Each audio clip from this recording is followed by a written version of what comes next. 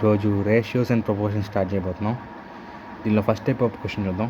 If A:B = 2:3, B:C = 4:5, then 5 A:B:C అని అడుగుతాడు. ఇప్పుడు ఫస్ట్ A:B ఇచ్చాడు, అది రాసుకుందాం. A:B, B:C ఇచ్చాడు.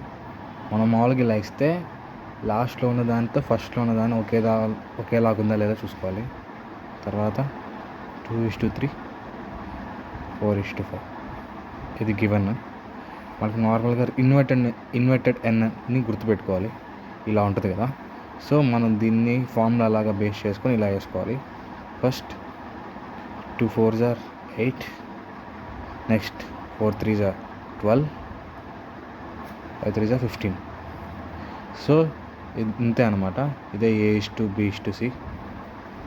నెక్స్ట్ ఇలాంటిదే సెకండ్ టైప్ ఆఫ్ ఇలాంటిదే ఇంకో ప్రాబ్లం చూద్దాం.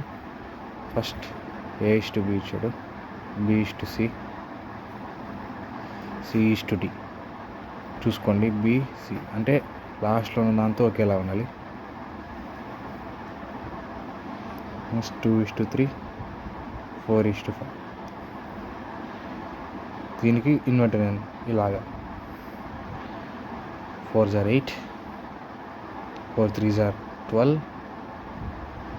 15. A:B:C ఇది. నెక్స్ట్ 6:7. దీనికి ఇన్వర్టెడ్ ఏం చేద్దాం. 4 6s are 24, 6 5s are 30, 7 5s are 35. ఈ రెండిట్లో కామన్ B:C. ఇక్కడ B:C వచ్చి 12:15 ఉంది. ఇక్కడ B:C 24:30 ఉంది, అంటే ఇంటూ 2తో ఉంది.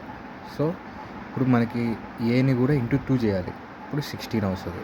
అప్పుడు 16:35 ఏంటిది, A:D. ఇదే దీని ఆన్సర్.